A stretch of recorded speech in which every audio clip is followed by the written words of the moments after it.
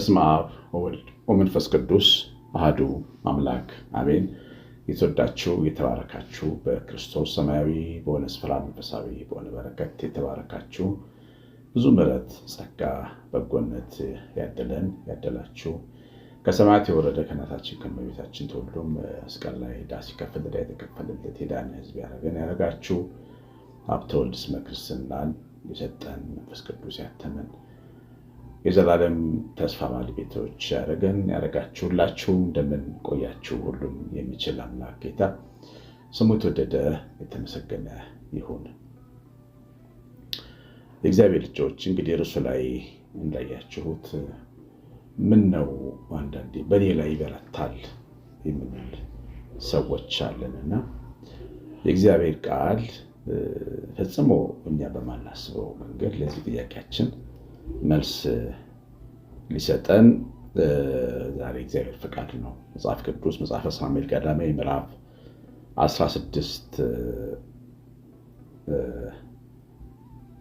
ቁጥር 11 ላይ ስለ እሴይ ልጅ ስለ ዳዊት መቀባት በጻፈበት መልእክት ላይ ሌላ ልጅ የለህም ብሎ ጠይቆት ነበር። ሌሎቹ እነ ኤልያብ በፊቱ ካለፉ በኋላ የእግዚአብሔር ዘይት እና አሚናዳብንም ኤልያብም ካሳለፈ በኋላ የእግዚአብሔር ዘይት ግን አልታዘዘም ለመቅባት ማለት ነው። እና ከዛ ወደ ዳዊት መልእክት እንዲላክ አደረገ። እንደዚህ ይላል፣ እንዲህም ሆነ ይላል አንደኛ ሳሙኤል ቀዳማዊ ምዕራፍ 16 ቁጥር 6 ጀምሮ በእውነት እግዚአብሔር የሚቀባው በፊቱ ነውን አለ። እግዚአብሔር የሚቀባው በፊቱ ነው አለ። እግዚአብሔር ግን ሳሙኤልን ፊቱን የቁመቱን ዘለግታ አትይ፣ ሰው እንደ እግዚአብሔር አያይምና ናኩት። ሰው ፊትን ያያል፣ እግዚአብሔር ግን ልብን ያያል አለው። እሴይም አቢናዳብን ጠርቶ በሳሙኤል ፊት አሳለፈው፣ እርሱም ይህን ደግሞ እግዚአብሔር አልመረጠውም አለ። እሴይም ሳማን አሳለፈው፣ እርሱም ይህን ደግሞ እግዚአብሔር አልመረጠውም አለ። እሴይ ከልጆቹ ሰባቱን በሳሙኤል ፊት አሳለፋቸው። ሳሙኤልም እሴይን እግዚአብሔር እነዚህን አልመረጠም አለው። እንግዲህ ሰባቱ ልጆቹ በዘይቱ ፊት ማለፋቸው እንደሰማችሁት እናያለን። ሳሙኤልም እሴይን የቀረ ሌላ ልጅ አለህን አለው። እርሱም ታናሹ ገና ቀርቷል፣ እነሆ በጎችን ይጠብቃል አለ። ሳሙኤልም እሴይን እርሱ እስኪመጣ ድረስ እንጠብቃለን፣ ልከህ አስመጣው አለው። ልኮም አስመጣው። እርሱም ቀይ፣ ዓይኑም የተዋበ መልኩም ያማረ ነበር። እግዚአብሔር ይህን ነው ተነስተህ ቅባው አለው። እንዳያችሁት 7 ልጆች በሳሙኤል ፊት አልፈዋል።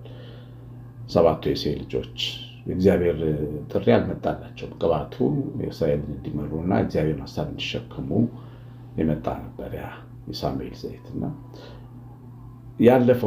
ያለፉትን ሁሉ አልፎ ግን ይሄኛው ትንሹ ሲመጣ ስለ ትንሹ የተጻፈው ከሌሎች በጣም የተለየ ነው። እንደሰማችሁት እጅግ የተዋበ ቀይ፣ ዓይኖቹም ያማሩ ነበሩ ብሎ ውበቱን ያደንቃል። እና ሌሎች ውበት ግን ነበራቸው እኮ። ለኤልያብ ቁመተ ለግላጋ ነበር። እኔ ኤልያብም የእሴይ ልጆች ናቸው። መቼም የዳዊት ልጆች የዳዊት ወንድሞች ሆነው ቁመተ ለግላጎች አይነ ግቦች መሆናቸው አይቀርም። ግን ለምንድን ነው ስለነሱ ያልተጻፈው? ለምንድን ነው ዳዊት ከሁሉ በተለየ እጅግ የተዋበ ሰው መሆኑ የተገለጠው? ከየት መጣ ይሄ ውበት የሚለውን እንድናስብ ያደርገናል። ዳዊት በቤተልሔም ተራሮች የሚውል ሰው ነው። ትንሽ ልጅ ነው። በ10ዎቹ ዕድሜ ውስጥ ያለ ወጣት ነው። በገናን ይዞ የሚያመሰግን ነው። ብዙ ጊዜውን በምስጋና ያሳልፋል። ከአንደበቱ መዝሙር ጠፍቶ አያውቅም። ዘምር ዘምር ይለዋል። ዘምር ዘምር የሚለው ሰው ታውቃላችሁ? በሄደበት እያንገራገረ የሚውል ወይም ስታንጎራጉር፣ ስትጠርግ፣ ስትወለውል፣ ስትሰራ፣ ስትሄድ፣ ስትነዳ እየዘመርስ የምትሄድ ወይም እየዘመረ የሚሄድ ሰው አይታችሁ ከሆነ በሕይወት ዘመኑ በጣም እድለኛ ሰው ነው። ዳዊት በሄደበት የሚዘምር ነው። አትረብሽ ጸጥ ብለተኛ የሚባለም አይነት ልጅ ሳይሆን አይቀርም ከመዘመሩ የተነሳ። መቼም ከዚህ ጋር እንዳትገናኙብኝ። እኔ ግን በልጅነቴ ትምህርት ቤት ሰንበት ቤት እየሄድኩኝ ወልቂጤ ማርያም ከጀርባ ፀሐዩ በጣም ብርቱ ነው። ኃይለኛ ሞቅ ያለ ሎላድ አካባቢ ነው ወልቂጤና ከጀርባ በኩል ጫካዎች አሉ። በጫካው በሰንሰል ውስጥ ነው የሚሄደው። ለምን ቅዝቃዜ ስለማገኝ። ታክሲ ምናምንም አልነበረም ያኔ። ሰፈሬ ከላይ ነው። ታች እመቤታችን ለመሄድ በትንሹ 40 ደቂቃ በእግሬ እሄዳለሁ እና ውስጥ ለውስጥ ሰው ቀና ብያ ላይ እየዘመርኩ ነው የሚሄደው። እየዘመርኩ እና አንድ ጊዜ መልእክት መጣ እናቴ ጋር እና አንዲት ነርስ ነች እና ለምንድን ነው ማታሳክሙት? መታከም እኮ ይችላል ትላታለች እናቴ። ምን ሆነ? ማንን ነው? ልጆትን እና ብቻውን እኮ እየለፈለፈ ነው የሚሄደው እናቴ። እኔ እብድ መሆኔን አታውቅም። እኔ አእምሮ በሽተኛ መሆኔን አታውቅም። እኔ ቤት ውስጥ በስነ ስርዓት የምኖር ነኝ። እየዘመርኩ የምገባ መውጣ ነኝ። ኧረ የለም እሱ እኮ ጤነኛ ነሽ። በፍጹም መንገድ ላይ እየለፈለፈ ነው የሚሄደው ይሏታል። እና ያው ስመጣ ጠየቀችኝ። ምንድን ነው እንደዚህ ብሎ ብቻህን ታወራለህ እንዴ ስትለኝ፣ አይ ብቻዬን አላወራም ግን ብቻዬን ስሄድ እዘምራለሁ አልኳት። ሳቀችና እሱን አይተው ነው ማለት ነው ብላ ያው አለፈች። ሰው እንደ እብድ እስኪቆጠር ድረስ የሚዘምር ሰው፣ ለዚህ የተጠራ ሰው ይኖራል። ዳዊት እንደዛ ነው። ግን ዳዊት ችግር የለበትም ግን ማለት አይደለም። ዳዊት ምነው እኔ ብቻ እንዲል የሚያደርግ መገደል የደረሰበት ልጅ መሆኑን እንዲሁ ካጠሩ አያስታውቅም። ንጉሥ እንዲሆን ልጆችን አምጣና ቀባ ሲባል ዳዊት እኮ ሴት አይደለም ወንድ ነው። ወንድ ልጆቹን 7ቱን በሳሙኤል ፊት ሲያቆም ዳዊትን ግን አላቆመው። በቃ ዝም ብሎ እሺ የሚል ልጅ፣ ላገኘው ሰው እሺ የሚል የሚታዘዝ ቅን ልብ ያለው፣ ያገኘው የሚልከው ያገኘው የሚያዘው ሰው አለ አይደል? በዚህ ምክንያት ቤተሰቡን በጣም ብዙ ጫና የሚያደርግበት ልጅ አለ እና ሌሎቹ ልጆች እያጠኑ እሷ ምትሰራለች ቤት ውስጥ ሁሌ እሺ ስለምትል፣ ሌሎቹ የተዝናኑ እሷ ግን ምግብ ታበስላለች ወይ እሱ ምግብ ይሰራ ወይ ልብስ ያጥባል። አንዳንድ ልጆች አሉ እንደዚህ ቤተሰባዊ መገለል የሚደርስባቸው አሉ እና ዳዊት እናት አባቴ ተውኝ እግዚአብሔርን ተቀበለኝ ብሎ ዘምሯል። ለምንድን እናት አባቴ ተውኝ ያለ? የመተው ስሜት ነበረው ቤት ውስጥ። ነገር ግን ዳዊት ዘመኑን ያሳልፈው እየተማረረ አይደለም፣ እየዘመረ እያመሰገነ። ዳዊት ቀኑን መብራት ያደረገው ዓመቱን፣ ወራቱን፣ ነገውን፣ ፍጻሜውን ያሳመረው እግዚአብሔርን እያመሰገነ። እያችሁ የዳዊት ምስጋና የእስራኤል መሪ ነው ያደርገው። መሪ አደረገው ማለት ነው፣ የህይወት መሪ። እግዚአብሔርን ምነው እኔ ላይ ብቻ ከምንል ዝም ብለን ጠዋትና ማታ ከልባችን ማመስገን አለብን። ያለን ነገር ጨክና ከዚህ ከቁጣችን ጋር ተፋተን ከቅንነት ጋር መጋባት አለብን። ማማረር ቁጣ ነው። ምክንያቶች አሉ። ዳዊትም እኮ ምክንያት አለው። በገናውን ጥሎ ሰብሮ መቀመጥ የሚችልበት ምክንያት አለው። እናት አባት የተወው ልጅ ነው። ግን እሱ በገናውን አነሳ፣ እግዚአብሔርን አመሰገነ እና ሄዶ ግን የእስራኤል ሁሉ ራስ ነው የሆነው። ወንድሞቹ የሚሰግዱለት ነው የሆነው። ህይወት የሚሰግድልሽ እንደሆነ ትፈልጋለሽ? መሬት እንድትረዳ ትፈልጋለሁ? ወንድሜ ዘምር፣ አመስግን። ይገርማቸዋል። አንድ ለቅሶ ቤት ሄድኩና ሰሞኑን ስለ መዝሙር ተነሳ። አሁን አዲስ አበባ ውስጥ ለቅሶ ቤት ውስጥ መዝሙር ይዘመራል በጥሩ ሁኔታ። ክራር እየተመታ እንደ ትልቅ ጉባኤ፣ በቃ ከበሮ ነው የማይመታው ያላየሁት እንጂ ክራር እየተመታ መዝሙር ይዘመራል። በጣም ጥሩ ልምድ ነው እና 4-5 ናቸው፣ ጎልማሶች ናቸው። እነሱ መሀል ተቀምጬ ስለ ምስጋና አነሳና መዝሙር ትችላላችሁ አልኳቸው። ይገርማቸዋል። 5ቱም አንድ ሙሉ መዝሙር አይችሉም። 5ቱም አንደበቴ የሚያወጣ የምስጋና ቅኔ የሚለው ሙሉ መዘመር አይችሉም። የህዝብ መዝሙሮች አሉ አይደል? ሙሽራዬ አንደበቴ የሚያወጣ እንደ እግዚአብሔር ያለ፣ እነዚህን የመሳሰሉ መዝሙሮች በቃል መያዝ ነበረባቸው።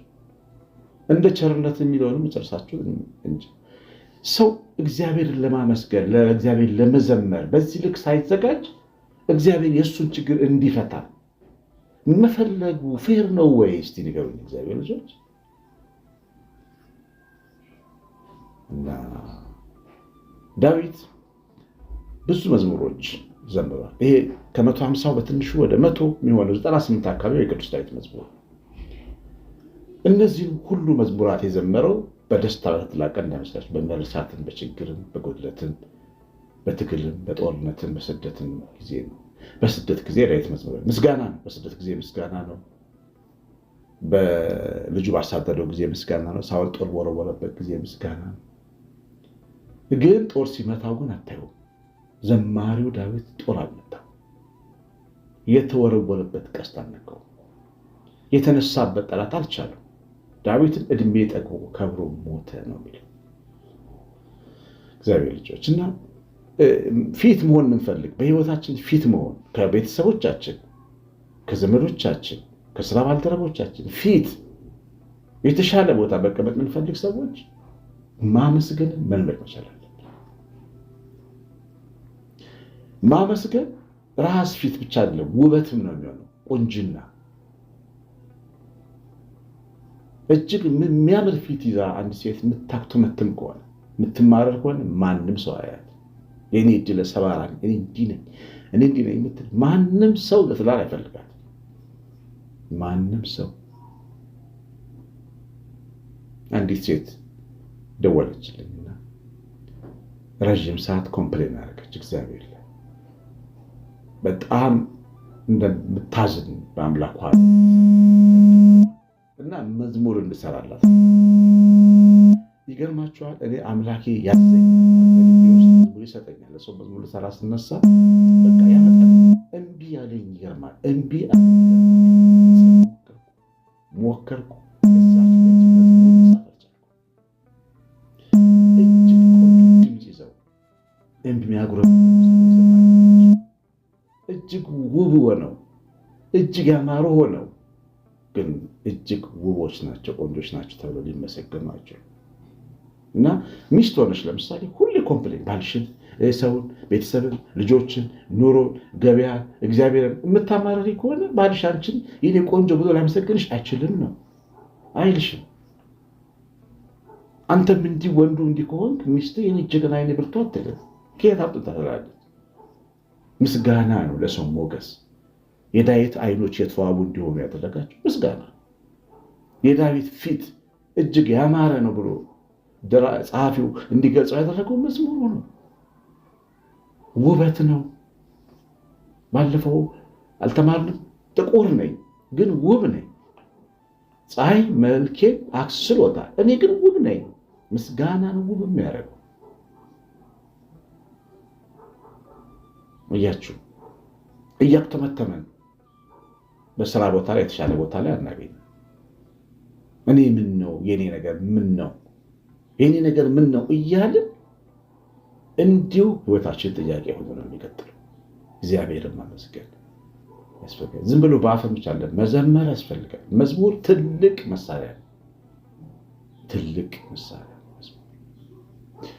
አንዳንድ ከባባድ ጉዳዮች ሲገጥሙኝ መዝሙር ነው የምዘምረው። ይገርማችኋል። እኔ ሲሄድ መንገድ ላይ መዝሙር እየዘመርኩ ነው የሚሄደው። የምስጋና መዝሙር ነው የምዘምረው።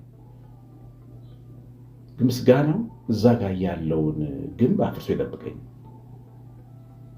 እና ለካ መዝሙር በዚህ ልክ ቀስት ነው። ለካ ምሽግ ማፍረሲያ ጉልበት መዶሻ ነው። ለካ እውነት ነው እኮ የእስራኤል ልጆች የኢያሪኮን ትልቅ ግንብ ሰረገላ የሚሄድበት ግንብ ነው ውፍረቱ። ሰረገላ ከተማውን የሚጠብቁ ጠባቂዎች በሰረገላ ውደት የሚያደርጉበትን ግን መዝሙር ነው ያፈረሰው። በሰባት ቀን የምስጋና ድምፅ ለያህዌ ላልና ለነበረ ለሕያው እግዚአብሔር የቀረበ ምስጋና ነው። ግንቡን ድራሹን ያፈረሰው ለእስራኤል ለአመስጋኞቹ መንገድ ከፈተላቸው። ለባለ ግንቦቹ ግን ሞት መጣበት። ቀስት ነው የምንወረወረው ስንዘምር። እያችሁ ምስጋና ነው የምናመጣው። ስናመሰግን የጠላትን ራስ ነው የምንቀጠቅጠው። የእባቡንም ራስ ቀጥቅጠን ነው የምንጥለው። መዘመር አምላካችንን በመዘመር በችግሮቻችን አንዳንዴ አልፈታ ያሉ ነገሮች ቢኖሩ ነገሮች በጣም በየጊዜው ቢደጋገሙ ከሆነ ዝም ብላችሁ በሱ ጉዳይ ላይ መዝሙር ዘምሩ። በቃ እንዲያርግ ከማለት በቃ የሚረዳኝ አምላኬን አመሰግነዋለሁ እያላችሁ ዘምሩ። እግዚአብሔርን ከልብ ማመስገን ደግሞ የውሸት አይደለም፣ የልብ ታውቃላችሁ። ከፍትፍቱ ፊቱ ነው፣ ከእንጀራው ይልቅ ልቡ ነው የሚታየው። እግዚአብሔርን እንዲህ ነው ልቡን፣ ሰው ልብ ያ ልቡ ቀልጦ ለእግዚአብሔር በገና የዘመረው ዳዊትን። በነገራችን ላይ የእሴይ ልጆች ሁሉም ቤተ መቅደስ ይሄዳሉ። ሁሉም ሳሙኤል ሲመጣ መጥተዋል መስዋዕት ላይ ያስቀምጥ አሜን ይላሉ ካህኑ ሲናገር። አሜን ያሉት ሁሉ ግን ከልባቸው አልነበር። ያኛው ግን እረኛው ግን ከልቡ ነበረ። ሰው በሌለበትም ካህኑ ኤሊ ባልነበረበትም ጊዜ ለእግዚአብሔር ይዘምር ነበረ። ስለዚህ የእሱ መንገድ ቀና፣ እሱ ተመረጠ። ከሁሉ ታናሽም ሆኖ ተመረጠ። ታናሽም ሁኝ በውበት ፉንጋም ሁኝ፣ በችሎታ ትንሽም ሁን፣ ምስጋና ታጥቀህ ስትወጣ ትመረጣለህ ወንድም። ይሄ ነው እኮ እግዚአብሔር ሊመሰገን፣ በምስጋና ደግሞ በድል እንድራመድ ልንመላለስ ይገባል። የሰማነውን በልቦናችን ጻፍ። የእግዚአብሔር ቸርነት የእናታችን እመቤታችን ረድኤት በረከት የመላእክት ጥበቃ አብሮን ይሁን። ትምህርቱ ላይ ኮሜንት ስለምታደርጉ ትምህርቱ ላይ ስለምታደርጉ እግዚአብሔር ዘራችሁን ይባርክ። ባለፈው ያልኳቸውን እናቶች አራት ቤተሰቦች ወስደዋል፣ ያገለግሏቸዋል። እግዚአብሔር ዘራችሁን ይባርክ፣ እናንተን ይባርክ። ደግሞ ሌሎችም ትንሽ እየቆየን ደግሞ ብዙ እናቶችን እንደገፋለን። በየመሃሉ እያስታወስኳችሁ እያመጣው እናግዛለን። እግዚአብሔር ይባርካችሁ። ቀሲስ አሸናፊ ገብረማርያም ነኝ። ሰላም